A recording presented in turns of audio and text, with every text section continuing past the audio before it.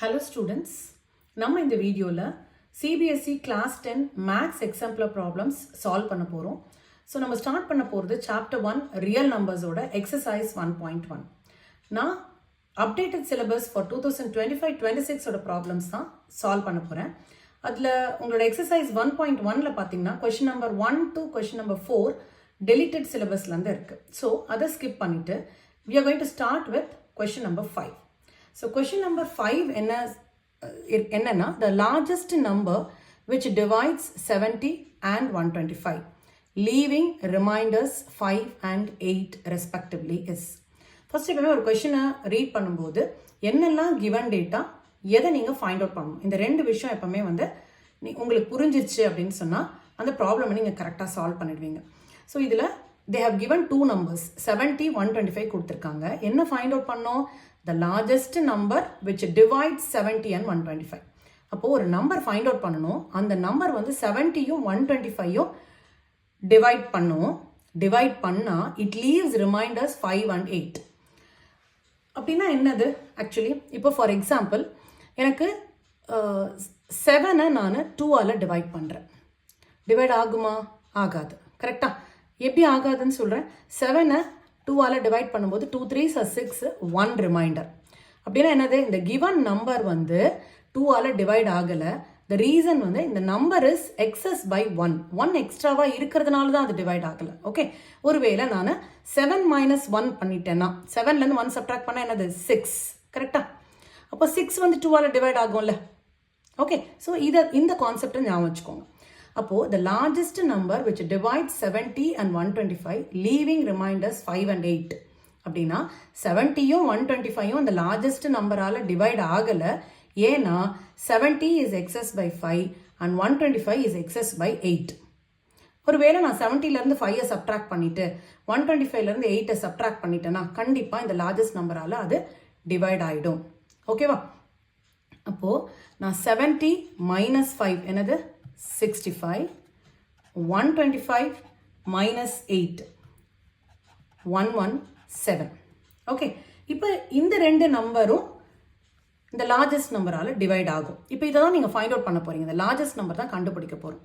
அப்போது நான் HCF கண்டுபிடிக்கணுமா LCM கண்டுபிடிக்கணுமா? இதுக்கு நீங்கள் ஒரு ஷார்ட்டஸ்ட் ட்ரிக் ஒன்று யூஸ் பண்ணலாம். ஓகே, இந்த லார்ஜஸ்ட் ஸ்மாலஸ்ட் அந்த மாதிரிலாம் கொஷனில் கொடுத்துருந்தாங்கன்னா அதை வச்சு நீங்கள் கன்ஃபியூஸ் ஆகாதீங்க. எப்படி ஞாபகம் வச்சுக்கலாம் அப்படின்னு சொன்னால், இப்போ நீங்கள் ஆக்சுவலி ஃபைண்ட் அவுட் பண்ண போகிற நம்பர் கிவன் நம்பர்ஸை விட ஸ்மாலராக இருக்குமா லார்ஜராக இருக்குமான்னு மட்டும் திங்க் பண்ணால் போதும். இப்போது இந்த நம்பர் இந்த 65யும் 117யும் டிவைட் பண்ணிடும் இல்லையா? அப்படின்னா என்னது? இந்த லார்ஜஸ்ட் நம்பர் என்ன? 65யும் 117 விட கண்டிப்பாக ஸ்மால் நம்பராக தான் இருக்கும். கரெக்டாக? இல்லைனா இன்னொன்று கூட ஞாபகம் வச்சுக்கலாம். இந்த லார்ஜஸ்ட் நம்பர் என்னவா இருக்கும்? இது டிவைட் பண்ணதுன்னா இந்த ரெண்டு நம்பரோட ஃபேக்டராக தான் இருக்கும் இல்லையா? இப்போது 2 divides 6ன்னு வச்சுக்கோங்களேன். 2 divides 6, 2 3s are 6. அப்போது 2 is a factor of 6. அப்போ இந்த லார்ஜஸ்ட் நம்பர் இந்த 2 நம்பர்ஸை டிவைட் பண்ணுதுன்னா the largest number will be a factor of these 2 numbers. அப்போ எதை கண்டுபிடிக்கணும்? நம்ம HCF கண்டுபிடிக்கணும். ஓகே, அதான ஹையஸ்ட் காமன் ஃபேக்டர்.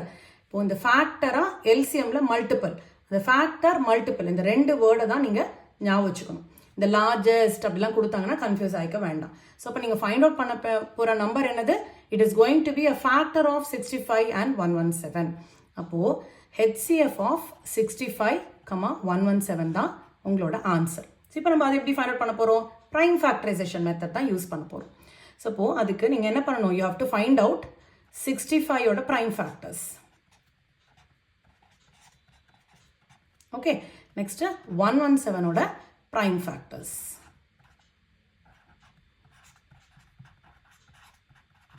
ஓகே, இது செப்பரேட்டாக எடுத்து எழுதிக்கலாம். So 65, how can you express 65? 5 into 13. 117 எப்படி எக்ஸ்பிரஸ் பண்ணலாம்? 3 into 3 into 13. நான் என்ன சொல்லியிருக்கேன் ப்ரீவியஸ் வீடியோலேயே, நம்ம இந்த ஃபேக்டர்ஸை நம்ம எக்ஸ்போனென்ஷியல் ஃபார்மில் எழுதணும். அப்போ 5 power 1 into 13 power 1. இது எப்படி எழுதலாம்? 3 power 2 into 13 power 1. அப்புறம் இன்னொரு விஷயம் என்ன சொல்லியிருக்கேன்? HCFனா எப்பவுமே காமன் ஃபேக்டர்ஸ் மட்டும்தான் எடுக்கணும். அப்போ HCF ஆஃப் 65 and 117 என்னது? காமன் ஃபேக்டர்ஸ் எது? இதில் 13 தான் காமன் ஃபேக்டர். 13 மட்டும்தான். அப்போ 13. அண்ட் இன்னொன்று என்ன சொல்லியிருக்கோம்? நம்ம பார்த்துருக்கோம் அந்த ரூலு, எப்பவுமே ஹெச்சிஎஃப்னா காமன் ஃபேக்டரோட லோயஸ்ட் பவர். ஒருவேளை நீங்கள் மறந்துட்டீங்கன்னா எப்படி ஞாபகம் வச்சுக்கலாம், இது ஹையஸ்ட் காமன் ஃபேக்டர், அப்படியே அதுக்கு ஆப்போசிட்டாக லோவஸ்ட் பவரை எடுக்கணும். அப்போ இது பவர் சேமாக தான் இருக்குது, அதனால ஒன்றும் ப்ராப்ளம் இல்லை. So 13. So your answer is 13, which is option A. இதுதான் உங்களோட 5th கொஷனோட ஆன்சர். நெக்ஸ்ட் கொஷின் வந்து 6th கொஷின் என்னன்னா, if two positive integers a and b are written as a equal to x cube y square and b equal to x y cube, where x and y are prime numbers, then HCF of AB is. So இப்போ நீங்கள் find out பண்ண வேண்டியது என்னது, ஏபியோட HCF கண்டுபிடிக்கணும். So அதுக்கு நம்ம என்ன பண்ணணும், எப்பவுமே 2 நம்பர்ஸ்க்கு நம்ம HCF கண்டுபிடிக்கணும்னா ப்ரைம் ஃபேக்டரைசேஷன் மெத்தட் தானே பண்ணணும். அப்போ ஏ எப்படி எக்ஸ்பிரஸ் பண்ணலாம், ஏ கிவன் என்னது, அவங்களே ஆல்ரெடி ப்ரைம் ஃபேக்டர்ஸாக தான் கொடுத்துருக்காங்க. ஏன்னா எக்ஸ் அண்ட் ஒய் ப்ரைம் நம்பர்ஸ்ன்னு கொடுத்துட்டாங்க. X cube y square and b என்னது எக்ஸ் ஒய் கியூப். ஓகே, இப்போ நம்ம ஃபைண்ட் அவுட் பண்ண வேண்டியது HCF of A, B. So நம்ம என்ன தெரியும், HCFனா common factors, x common and ஒய்யும் காமன். ஓகே, இப்போது இதோட ஸ்டாப் ஆகுமா, நோ. என்ன பண்ணும், காமன் ஃபேக்டர்ஸ் எழுதிட்டு அதோட லோயஸ்ட் பவரை நம்ம எழுதணும். எக்ஸுக்கு எது லோயஸ்ட் பவர், இது என்னது 1 இல்லையா, அப்போ எக்ஸ் பவர் 1. ஒய்க்கு எது லோவஸ்ட், ஒய் பவர் 2. அப்போ உங்களோட ஆன்சர் என்னது X Y square. Okay, so answer வந்து ஆப்ஷன் பி. நெக்ஸ்ட் வந்து ப்ராப்ளம் நம்பர் 7. Question number 7 பார்த்தீங்கன்னா, if two positive integers p and q can be expressed as p equal to ab square and q equal to a cube b, ab being prime numbers, then LCM of p comma q. So this is also similar to the question number 6. Only difference is இங்கே நீங்கள் find out பண்ண வேண்டியது LCM. So இப்போ solution எப்படி start பண்ணலாம், first given என்ன, p equal to a b square, q வந்து a cube b. So what you have to find out, LCM of p comma q. So என்ன LCM na என்ன பண்ணும், common factors மட்டும் கிடையாது, you have to consider all the factors. இப்போ a into b.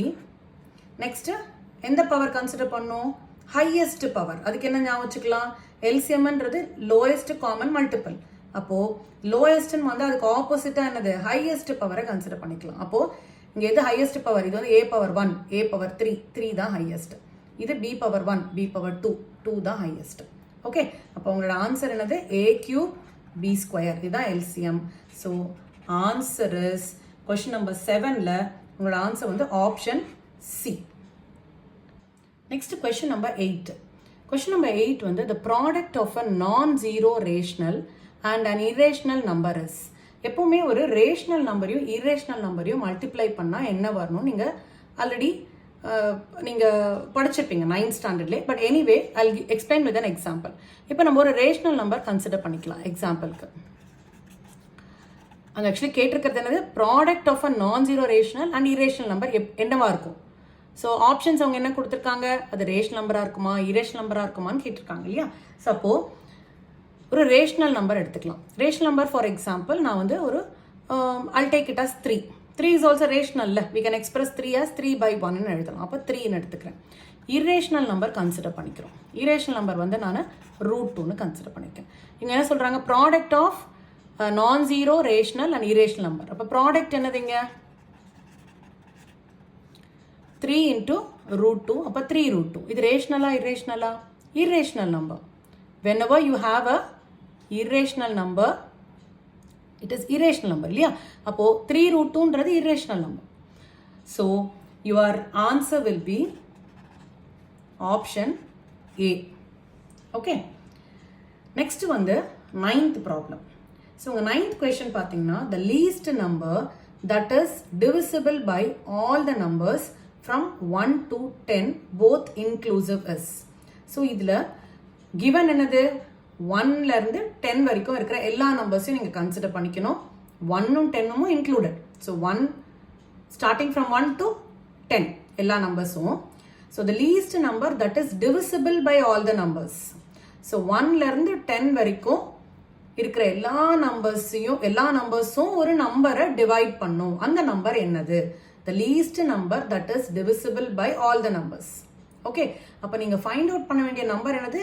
The least number. நான் என்ன சொல்லியிருக்கேன் இங்கே? Least number, greatest number, highest number, இப்படிலாம் எது கொடுத்தாலும் நீங்கள் கன்ஃபியூஸ் ஆகிக்க வேண்டாம். நீங்கள் you have to find out a number which is divisible by all the numbers from 1 to 10. அப்போது இந்த 1 to 10ன்றது என்னது? ஃபேக்டர்ஸ். நீங்கள் ஃபைண்ட் அவுட் பண்ண வேண்டிய நம்பர் என்னது? மல்டிபிள். கரெக்டா? ஸோ இந்த ஒரு number that is divisible by 1 to 10. 2 வந்து ஒரு நம்பரை டிவைட் பண்ணுதுன்னா 2 இஸ் அ ஃபேக்டர் இல்லையா? அந்த நம்பர் வந்து மல்டிபிள். இப்போ 10 வந்து ஒரு நம்பரை டிவைட் பண்ணுதுன்னா 10 இஸ் அ ஃபேக்டர், அந்த நம்பர் வந்து மல்டிபிள். அப்போ நீங்கள் என்ன ஃபைண்ட் அவுட் பண்ணணும்? ஒரு number which is divisible by 1 to 10. அப்போ அந்த நம்பர் என்னது?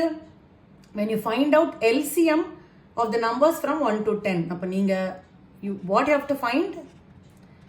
LCM of number 1 to 10 இதுதான் நீங்கள் find out பண்ணணும். ஓகே, ஸோ அதுதான் உங்களோட least number which is divisible by all the numbers. So இப்போ என்ன பண்ணணும்? again we have to use prime factorization method. So 1 can be written as the prime factors வந்து 1 தான். 2க்கு வந்து prime factors again 2. 3 itself. 4 you can write it as 2 into 2 which is 2 square. 5 you can write it as 1 into 5. 6 you can write it as 2 into 3. 7 1 into 7. 8 you can write it as 2 into 2 into 2 which is 2 cube. And 9 you can write it as 3 into 3 which is 3 square. 10 you can write it as 2 into 5. Okay, so இப்போ நம்ம we have to find out LCM. So LCM means you have to consider all the factors. Common இருக்கிற factors, common இல்லாத factors எல்லாமே நம்ம consider பண்ணிக்கணும். Okay, so எல்லா ஃபேக்டர்ஸையும் நீங்கள் consider பண்ணி அதோட product எழுதுனீங்கன்னா you will be getting 2520. So your answer will be option D. Okay.